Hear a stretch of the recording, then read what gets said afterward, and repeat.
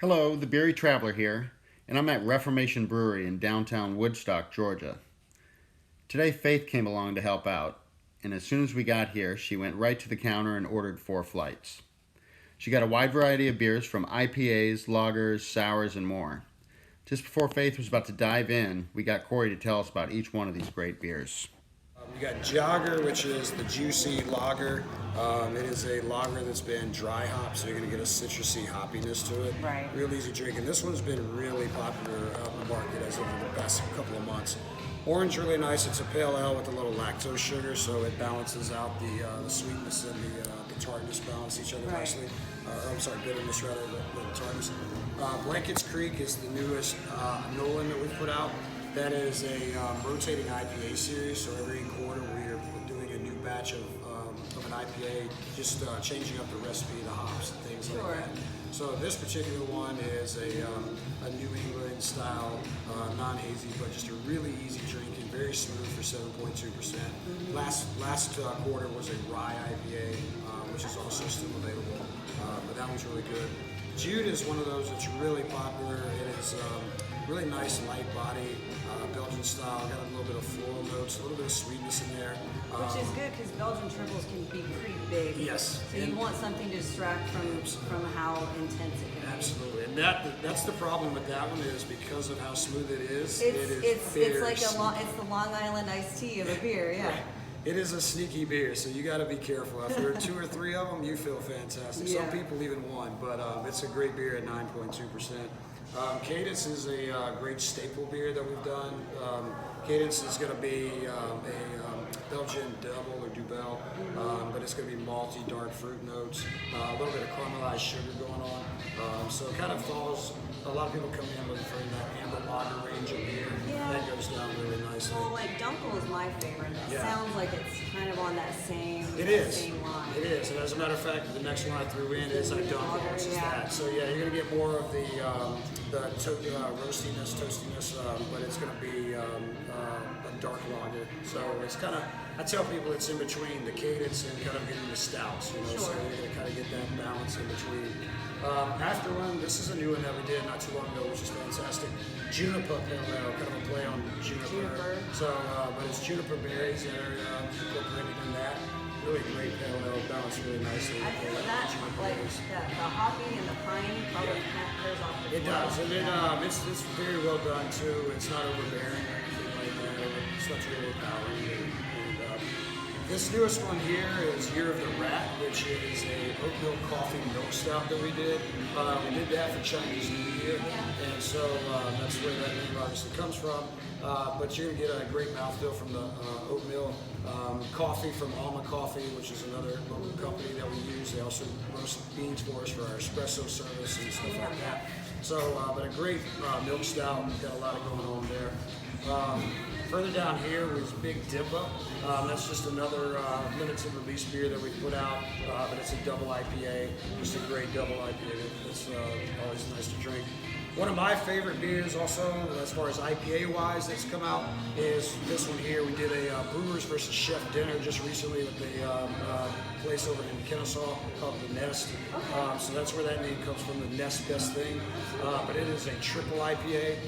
It is very dangerous because it is so easy drinking, but at 10.6%, it goes very, very well. The 2 most recent beers that came out yesterday, Cream is a play on a Wu-Tang song, but it's a Cashmere hop IPA, so that's where that one comes from. So basically it's just a dry hop, and Tyler can tell you more about it, but yeah, it's just a great dry hop IPA that we incorporated with the Cashmere hops in it. So, but yeah, Cashmere rules everything around me, so kind of a play on that.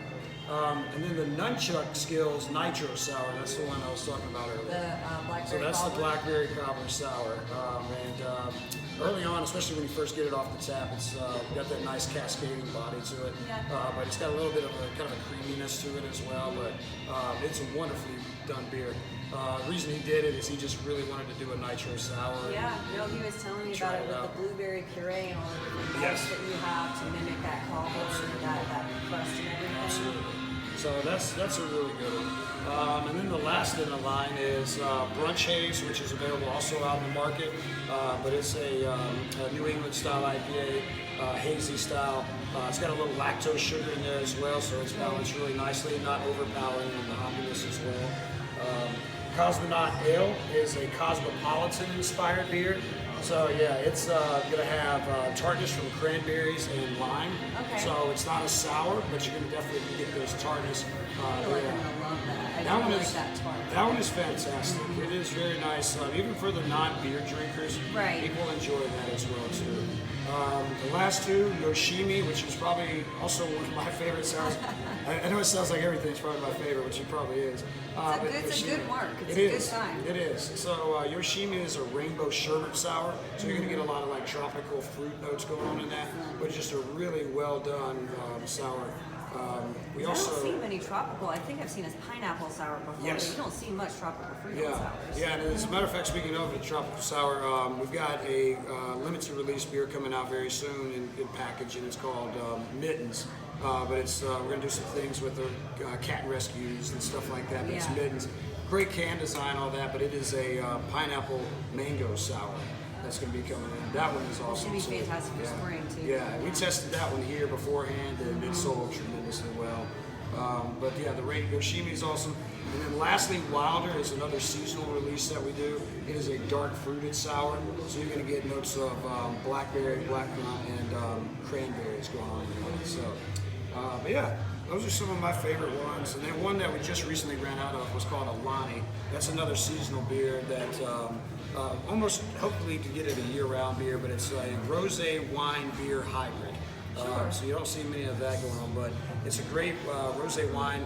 Definitely the non-beer drinkers again love this beer because you're going to get more of a wine finish. The rosé, you're going to get tartness from the cranberries, little hibiscus notes going on. But yeah, a lot of folks coming in wanting something.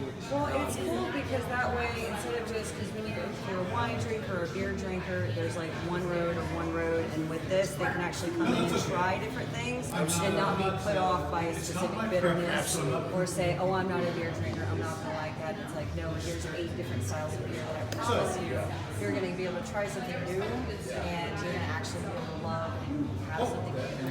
Absolutely. And that's why I encourage doing the flights for any time you go out to a brewery in general. Is, because you're not committed if you don't care for Well, something. and you get a feel for the brewery as well. Absolutely. You get a feel for like their style Yeah. and like what specifically, which one you can be like, oh, I'm definitely interested. Right, Which one I absolutely. recommend. Yeah, and when we got 20-something, almost 30 beers on tap, it's hard to drink 30 pints of beer and still be able to walk out of here. So, but yeah, the color spectrum, everything is fantastic, and yeah, so we got some great stuff going on right now. Excellent. That's very exciting. But I definitely encourage people to come in and follow us on Craft Cellar, follow our social media because we have those most recent releases that have come out. Yeah. And this year for 2020, we've got an ambitious plan to build on that. So there you have it from Reformation Brewery. A very big thanks to Corey Peak for talking with us today about some of the great beers that Reformation has to offer. There's a lot of great things going on here now and a lot more coming in the future. So without further hesitation, I think Faith and I are going to dive right in and taste some of these. Hey, I'm the Beery Traveler. Until next time, cheers everyone.